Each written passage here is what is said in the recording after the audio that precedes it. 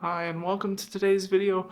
My name's Steven and today I want to talk to you about 10 house rules that I like to use in my D&D games and why I think you should use them as well for better storytelling. We'll be going over everything such as simple rules to help smoothen over mundane processes, as well as advanced rules to help continue giving your players opportunities for epic moments even in death, as well as a unique twist on everyone's favorite rule, the healing potion. So stay tuned, let's get this started, starting with number 1. So, starting with rule number 1. Flanking provides a +2 bonus to attack rolls. With the rule of flanking being an optional rule, I've found too often when using this rule at its base level to be a little bit skewed towards the DM. It's all too often that we find our players in situations where they're coming up against many more combatants and often outnumbered. Now, there's nothing wrong with this, but when using solid combat tactics for both your creatures and your players, etc., it's all too easy to end up in a situation where you're overpowering your players with too much advantage. I found any time that I want to use this mechanic and really push that swarmed, gang up on them idea type of fight, that compact tactics, interchangeable with any stat block you choose to design it with, is usually enough in a reskin. For number 2, whenever a player or monster, creature, etc. rolls a critical hit, the additional die that is added to the roll is always maxed. Now, this roll I love because nothing feels worse than rolling a crit and getting ones on your damage. This rule ensures that you have a reliable way to always confirm that a crit will at least feel good, because even when rolling low on the dice that you do roll, having that maxed out bit is guaranteed to hit a higher average than you would on the other end of things. For rule number 3, all death saving throws are made hidden from other players and are either messaged or passed to the DM. This rule has slowly become one of my favorites because it truly creates that tension in a combat when that player goes down, creating a sense of priority around teamwork and getting that other person up. No longer messing around with metagaming around, oh, they made 2 saves already, so they'll be fine for at least one more round and I can go do this other thing. When we're focusing on getting each other back up quicker, it's more time that everyone's spending engaged in the game and no one has to just sit there and watch other people play.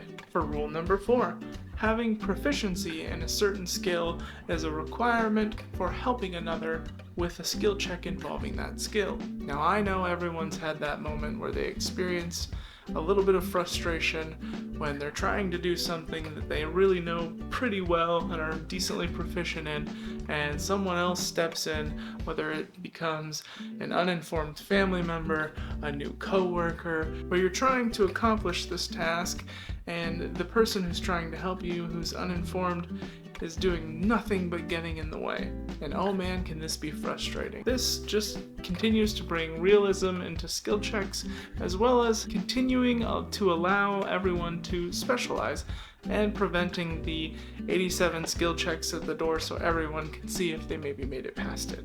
Allowing everyone to have their own unique thing, and some people being able to collaborate on certain things. For our 5th rule, we'll talk about action attunement. What is action attunement, you might ask? Action attunement is just as it sounds. Certain items and things might only require an action to attune to them, and this really is more leaning into story points. A great example of where this rule comes in handy is when you might want to have a scenario where the players need to obtain a certain item or use a certain item in a certain way to either get out of a certain encounter or defeat a certain monster. And if you're just acquiring it, well, it wouldn't make a lot of sense if you suddenly need to go camp and focus on it and stare at that item to figure out what it is so you can attune to it before you get through the obstacle. Put simply, this helps allow for story point attunements within the game, albeit not the most common thing to come up, still very handy to have in the background just in case anyone might be confused as to why someone can use something so quickly. As for number 6, temporary hit points do stack, but not from the same source. Personally, I've never really understood why temporary hit points didn't stack before, as long as they weren't from the same source. I've always seen temporary hit points as some form of shield or barrier that is protecting us in that little last bit before getting to our actual physical bodies. So I don't understand why you wouldn't be able to put two thin veils of a barrier or shield to protect one of your friends. I've never had this rule really become too abused in any way, and it's allowed me at times to have certain effects or things to be able to give the players just a little bit of a buffer before going into certain encounters. For number 7, we'll be covering a community favorite, the bonus action potion. But you might ask, what is my unique twist on this rule? In my games, you can take a potion with a bonus action and still roll for the effect. But if you'd like to spend an action, you can get the full effect. The biggest reasoning behind this rule is because I believe if we're going to roll on the efficacy of a potion, it should be done at the potion's crafting, and the only reason we would roll on the efficacy of it while it's being consumed would be because something's affecting how able you are to consume it.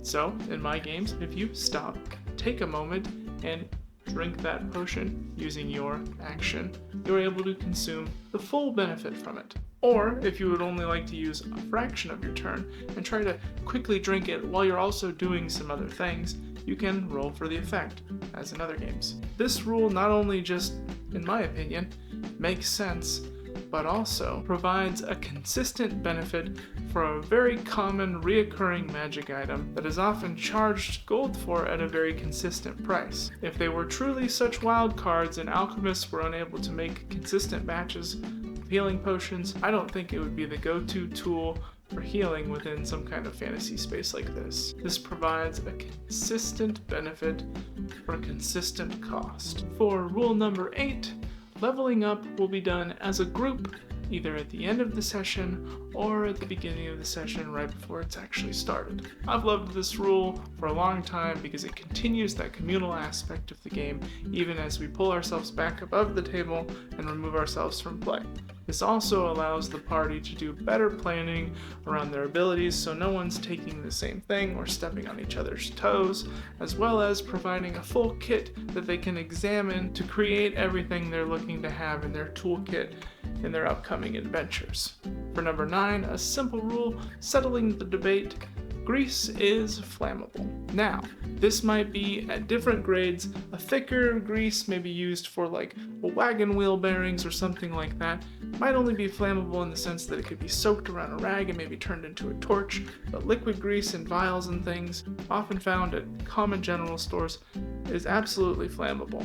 I'm a sucker for giving mundane items creative uses, and being able to carry around some flammable oil or grease I've found can be very fun and creative players' hands. Now before we get to our final rule, let's talk about for a quick second what kind of things you should avoid when thinking about homebrew rules. I think the most important thing to steer clear from when considering house rules for your games is any kind of rules that remove any core mechanics from either classes in the game or the game as a whole.